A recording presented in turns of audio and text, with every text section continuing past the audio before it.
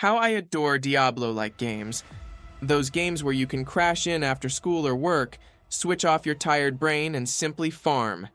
Farming is a soothing activity that you can easily get lost in, annihilating packs of mobs while watching to see what amazing loot might drop. Today, I present the top 5 most current and cool Diablo clones. This is GameLearner at the mic. Hit that like button and subscribe if you haven't already.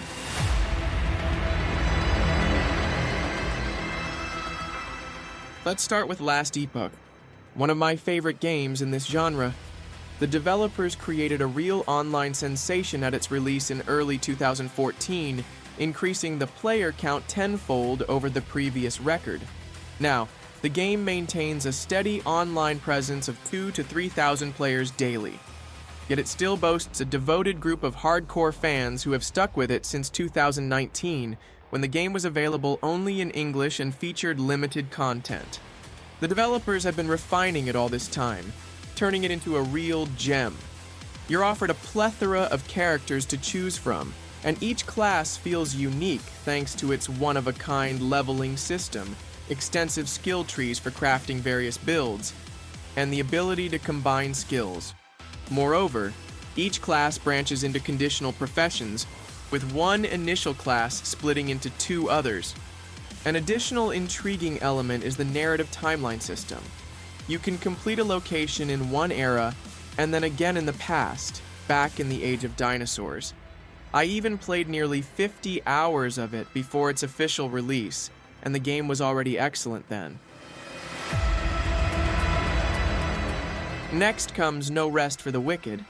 This is a game that, although it doesn't resemble typical Diablo clones, remains an isometric action RPG borrowing a few features from other projects. Here it's impossible to just mash 2 buttons and take out a dozen mobs at once. Even if you manage to gather 10 enemies at a time, it turns out rather comically. However, the standout feature is the story, which you'll want to dive into. Everything here, from the staging of scenes to the visual design, is executed with meticulous care. The gameplay is equally enjoyable. The familiar isometric view, the need to choose your attack direction while monitoring your stamina, and between battles, the hero activates energy collection points, essentially bonfires where you can resurrect. Unlike Dark Souls, here you don't lose your money upon death, and enemies don't respawn, though the durability of your armor or weapons might take a slight hit. The game world consists of interconnected locations where, in addition to leveling your character and collecting assorted junk, you can rebuild your own city, Sacramento, which serves as a hub with merchants and upgrades. The game is well crafted, and its aesthetic definitely deserves attention.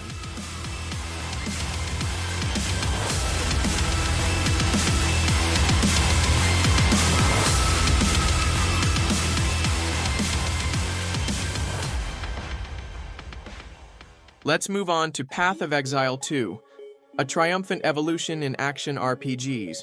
Path of Exile 2, the highly anticipated sequel to one of the genre's best, has finally arrived and exceeded expectations. Building on its predecessor's legacy, the game elevates the action RPG experience with a revamped, dynamic combat system that emphasizes fluid dodging and intricate skill interactions. Set 2 decades after the original, its deepened narrative expands the dark, immersive lore while seamlessly integrating innovative mechanics with the classic complexity fans adore. Critics and players alike have praised the game's stunning visual overhaul and extensive character customization, which now offers even more varied and strategic build options. The improved combat mechanics have been highlighted for balancing intense, fast-paced action with rewarding strategic depth. While some reviewers mention minor pacing issues in the early stages, these are far outweighed by the rich content and satisfying gameplay that keeps both veterans and newcomers engaged for hours on end. Overall, Path of Exile 2 stands as a brilliant evolution of the franchise, a masterful blend of tradition and innovation that reinvigorates the action RPG landscape and promises countless hours of exploration and strategic combat. We hope that there is even more interesting things waiting for us, and the developers will not disappoint us.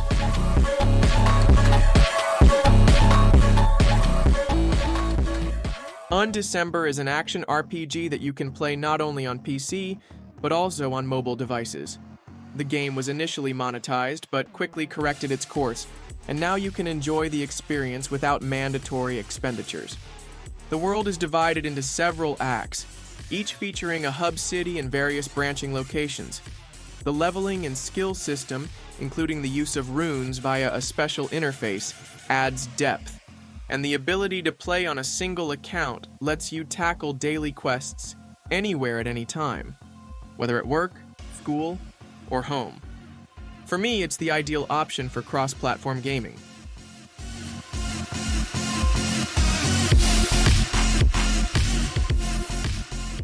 Now let's talk about Diablo 4. Although calling it a Diablo clone might seem odd, mentioning the progenitor of the genre is simply necessary. With the release of a new update and DLC, the game has finally introduced new possibilities for continuing beyond the main storyline. Previously, there were concerns regarding class balance and endgame content, but during this time, the developers have significantly refined the game. Now, Diablo 4 is a truly polished work with a deep story, more engaging leveling, and new build options that make each playthrough unique. The game continually delights with a variety of activities, from world events to dungeons with unexpected encounters.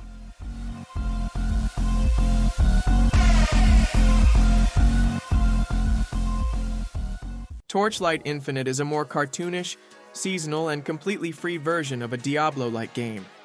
The game offers an enormous selection of characters, with new ones added each season. Released simultaneously with Undecember for both PC and mobile devices, it features simple, repetitive gameplay reminiscent of Diablo. But after the main storyline is complete, the game continues with new quests that form a kind of endgame content, reminiscent of an abyss with endless floors.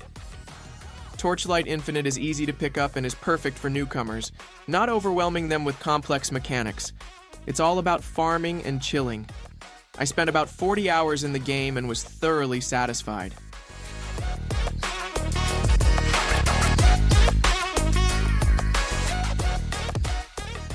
Lost Ark isn't exactly a Diablo, but a full-fledged MMORPG. However, its mechanics and world are designed so that you feel the atmosphere of a Korean version of Diablo, complete with an epic storyline, a vast world, numerous quests, and endless farming for gear. In addition to the traditional mob slaying, there are boss raids and arenas where you can compete with other players, and every 6 months new character classes are added, which keeps the gameplay fresh. Character creation, locations, animations, everything is carefully thought out, and the game remains objectively fantastic.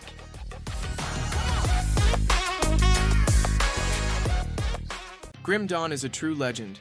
I was pleasantly surprised to see a stable online population of 3,000 players, despite the fact that the game has been out of early access for 8 years and has officially existed for 11 years.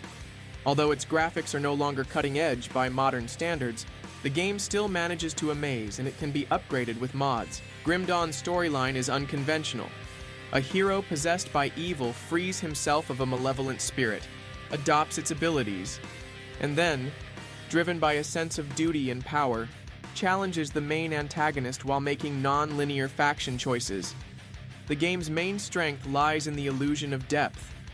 It feels as if there's so much more ahead, even though for casual players the experience might only last until the second or third act, with a total playthrough of around 15 hours, more than enough for an evening with friends and a beer. The Incredible Adventures of Van Helsing Final Cut is a representative of the older generation. It's primarily a single-player game, though the online mode isn't something to focus on. For fairness, I should note that the developers divided the content into 3 parts within one game, combining them into the final cut. Visually, the game looks quite good, featuring an extensive talent tree and a host of other features that make it worthy of attention.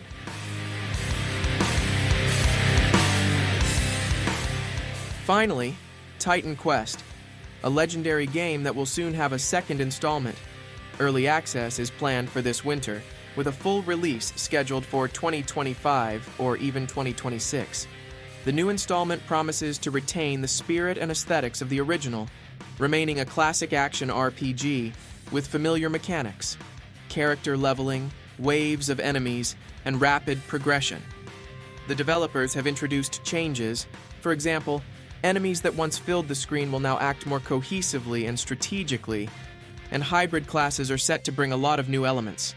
Titan Quest's graphics, with its gorgeous design, are a delight for the eyes and heart, and in terms of gameplay, the game promises to be a real treat. Although the Diablo-like genre might be a bit stagnant, the older games continue to be refined, and I hope that everyone finds something interesting for themselves. If you enjoyed this, hit that like button and subscribe. Thanks for your attention and all the best.